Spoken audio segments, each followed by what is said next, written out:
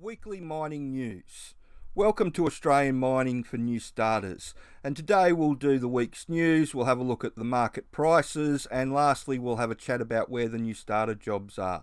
So to start with, we've got some good news for the coal industry, with the Queensland Government approving a new $1 billion coal mine. That'll really feed into the recovery that's going on in coal that should happen in the next 12 to 18 months. But for all the new starters out there hoping that this is going to lead to something soon, unfortunately the time frame on this is 18 months. So they're not looking to start until 2022, which is a bit of a lag, but it's better than nothing. That's a bit of good news for the coal industry. Next, I wanted to have a look at this article in Australian Mining, and it goes through a week's downtime, or it outlines a week's downtime that Gold Road had on one of their mine sites, and what that's done to their bottom line over the year. And this is one of the things that people new to the industry don't really understand, that every minute of every day counted, and once you have downtime, you can never get that time back again. And what that's done is it's lowered their guidance, and they've actually had to go to the stock market, lower the amount of ounces that they're going to put out for the year, and they've raised their costs. And that was only for 7 days. And the way these mills work and the way the mines work is that they want to run 24/7, 365 days a year. Yes, they have planned downtime where they shut the mill for a certain amount of time, and that's allowed for as part of the year's schedule. It's when you have 7 days that's completely out of the blue, that is just shut the mill down for no reason, that they take 100% loss on that downtime. So that 7 days has cost them money in share prices. Guidance has gone up by almost $100 an ounce. Their tonnage has come, their ounces for the year has come down by almost 10,000 ounces. And it just goes to show you how much money you can just lose in 1 week on a gold mine. And that's why there's all the time pressures on you when you get into the industry. It's always about doing the job safely, but it's also about getting the job done in an appropriate amount of time. I always tell people everything needs to be done with a sense of urgency on a mine site, and that's where you get your best result. Lastly, I just wanted to have a quick look at this one that's going around. I wanted to have a look at this one for a couple of reasons. The main reason being that this time last year, BHP released a similar outlook with apprenticeships, and someone created a fake Facebook page on it that got over 40,000 people subscribed in just under a month, and then they spent the next 2 months sending scam ads and spamming people with ads that they didn't really want. So just be on the lookout for that one.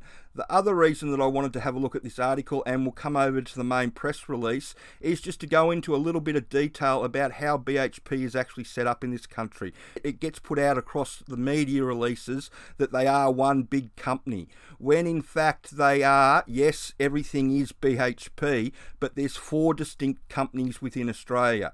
There's the coal mining section that is in Queensland and New South Wales. There's the iron ore section, which is in the north of WA. There's the nickel section, which is in the middle of WA.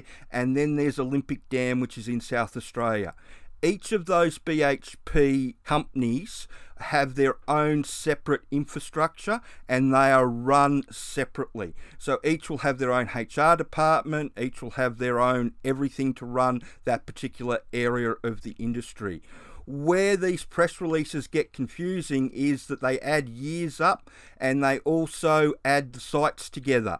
So if you look through it, it actually says that they've got 45,000 people working for them over their 4 sections, and they're putting on 2,500 apprenticeships over the next 5 years. Now that works out to be an extra 500, and if you look between the 4 different major sites that they got, that only works out to be about 125 more a year than they're actually doing at the moment. So when you have a look at these press releases and looking at apprenticeships within the industry, people get their heads around that they have to do an apprenticeship to get into mining.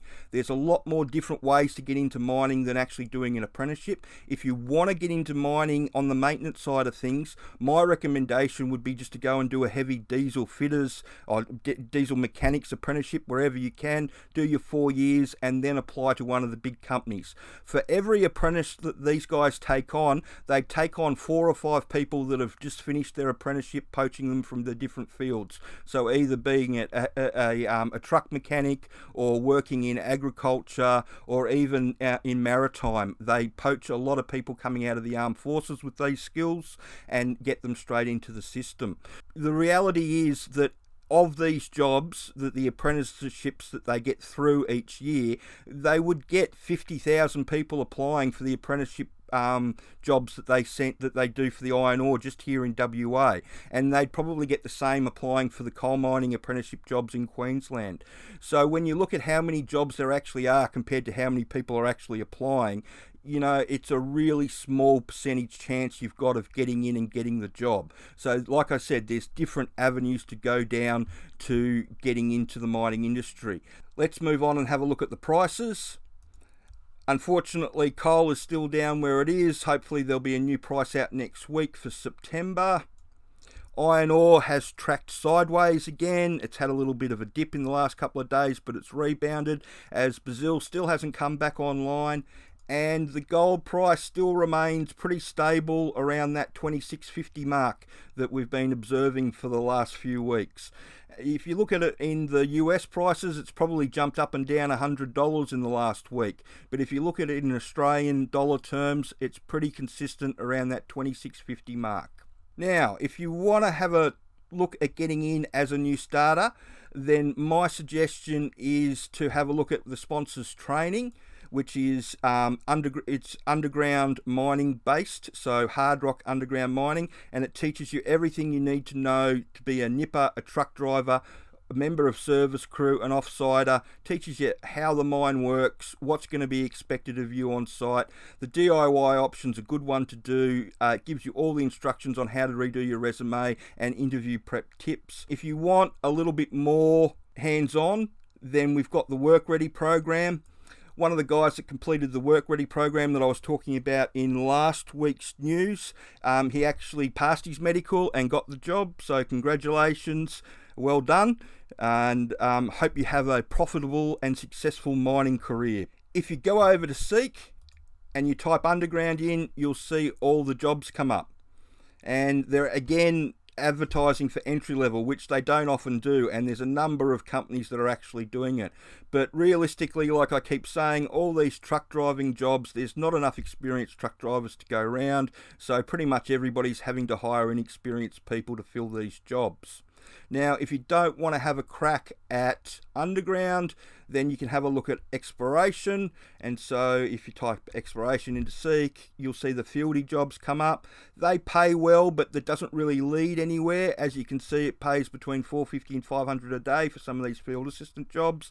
The other thing is that if you're going bush as a field assistant, then you need to like camping, because most of it is in caravans, or even some places do it in tents. Don't want to have a go at the field assistant and you'd much rather doing off-siding, then just type off-sider in, and again you'll see all the jobs come up. Now if you want to be on the surface, I would say, again, the camping metaphor works. You really need to like your camping if you want to be on the surface. Or if you don't like your camping, then I would suggest having a look at the underground drillers offsiders, because those are all attached to camps, and they put you up and pay for everything, and you don't have to cook everybody's meals if you're the offsider like you sometimes do have to on the surface. The other question that I'm being asked at the moment is, where are all the jobs? So come over to the map. I've got gold put into this at the moment, and you can see all where the gold mines are around Australia.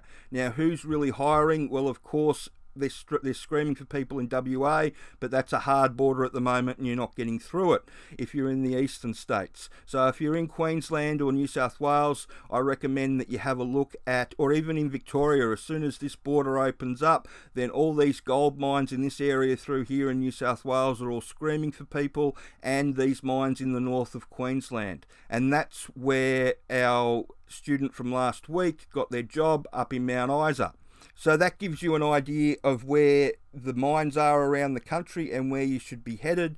You can have a look at the nickel, which is all in WA. You can have a look at the copper, which is really dominated by Queensland and New South Wales again. Copper does run with gold, so you get some similar mines, or you get mines that are producing both. We can have a look at lead.